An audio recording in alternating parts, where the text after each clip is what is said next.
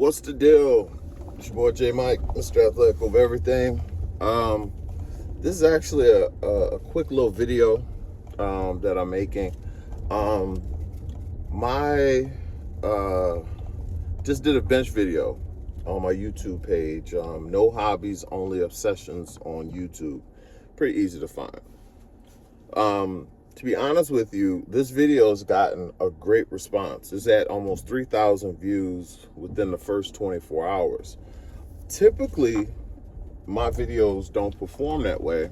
It's been like since 12 years ago when I was making dunk videos, I used to get between 5 and 10,000 views sometimes on my dunk videos within a day or so like that. So it's been a while. But that particular video has so much game about the bench press and how I think about it anyway that can help so many lifters. I'm giving a little cliff notes to the particular video in this one and see if that it can help, you know, if you don't have 28 minutes to improve your bench press.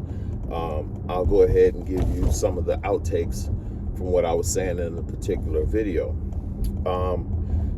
And this is based on what some of the feedback from me has been from people who watched the video. I talk about benchers being out of position from the time they take the platform. People are getting on a platform and they're getting too far underneath the bench press to the point to where their head, the back of their head, is almost hanging off the bench press. If your head is anywhere near the back of the bench, you're too deep. And the reason why I say that is due to the fact that in order to unrack the weight, you have to get it away from the rack. And once you do that, you're putting the weight out in front of you. And if it's not directly under your elbows, that means you're going against gravity and you're losing the battle of balance with the weight. You want to be able to be balanced with the weight. My key to bench pressing is making sure that my elbows stay underneath the bar.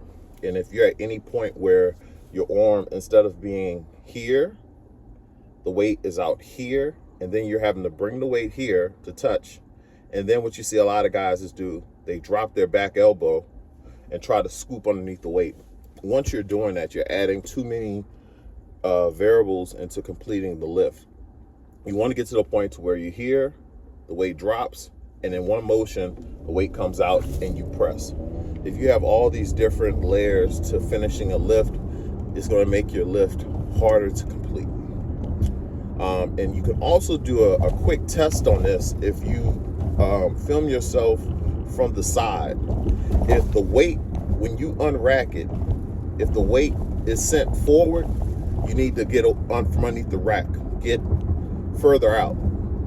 Now, when you do this, it's going to force you to have a very good handoff, or you can buy you some mono clips like I have, and I'm able to position myself exactly where I need to be. And even with my setup, if I don't take the time to set up properly, I can find myself with the weight too far in front of me as well. Now, for some of you guys who are bench pressing, 300 pounds or 500 pounds, whatever that is, right? That is not that much weight, no disrespect. And you can make corrections. You can auto correct yourself where, okay, the weight's too far, you can bring it to your chest and maybe be able to correct it. But when you start talking about benching world-class numbers within your weight class or overall, when you have 600 pounds in your hand, you could be a 600 strong bencher or a 630, 640 strong bencher. But if your bar gets off path, you can't correct it. And if you try to correct it, it's going to cause you to up and down on the bar, which is going to be a no lift. So that's so much for being underneath the bench. Number 2, I talk a lot about bar path. And what I said, my secret was I trained my bar path to be thick.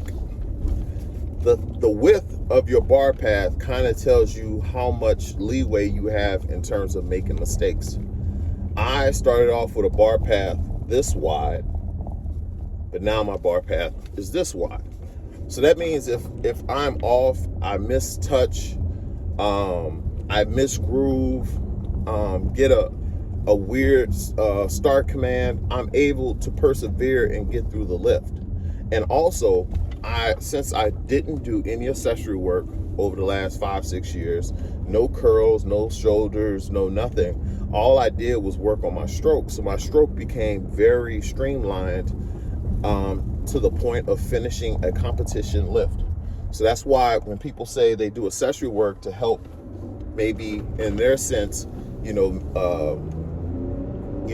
have helping muscles and stuff like that to help them finish their weights, that's kind of where that comes from. But I just chose to concentrate specifically on my bench press. No incline, no decline, no nothing. Only variations I did in the bench press, I would do legs up, death reps, which are 3 to 5 second pauses with the bar being pulled into my chest, not just resting on my chest or the weights dropped on your chest. Never disconnecting from the bar. Even when you're doing those long pause reps, the whole time you're pulling the bar into your chest. If you do that, it makes it to where you're not doing a dead rep, where people basically will drop the bar on their chest, and with it being completely dead, so you'll see guys reset, cock their elbows back to scoop underneath it, or they'll have to jolt of energy to try to pick up the weight. That doesn't work. And if you do it, it just makes you very inconsistent. Leg drive. I do believe in leg drive, but I think leg drive starts at setup. When you see people who typically have a lot of movement with their feet and their hips, you hear people say, look at that leg drive. In most cases, it's just a very sloppy bench press. That's all it is. You're seeing people who are gathering their strength and momentum to bench press. That is not what I try to do, because I lift in the USA. Well, I lift in the USAPL, and I was lifting in the IPF until we got kicked out. But what you noticed is that the IPF and the USAPL require you to keep your head down, your feet planted, and you can't lift on your toes. So it made it to where all your energy has to be put into the lift at one time. And with that being the case, it started me to focus more energy into the bar instead of making my body jerk all over the place trying to pick up weights. Now, in other federations, you rarely see on big bench presses the bar actually stopping. And some of that has to do with how you're built structurally. I have a very firm chest, no squishiness, so I don't sink the bar. I don't heave the bar. I'm connected at one. What was another one we talked about? Bar path, and also training.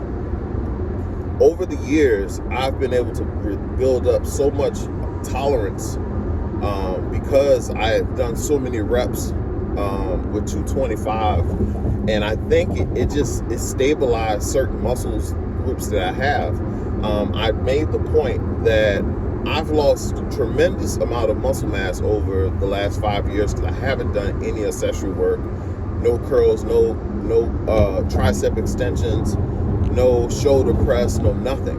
So muscularity wise, I'm much smaller. And if you look at me, you could tell that if anything, if I was on steroids, as people say, my physique would look much different. I was looking at pictures of myself a few years ago. I was much more muscular, but I wasn't lifting as much weight. I may have been stronger because I was a stronger power lifter, but I was not technically as sound as I am now. So the technical side of the bench press is what has really taken my bench press from a 500-pound bench press up to a 660-plus pound bench press. Going forward, the reason why I think I am going to bench 700 pounds is because now I'm putting in the work on all aspects. I'm back to full power training.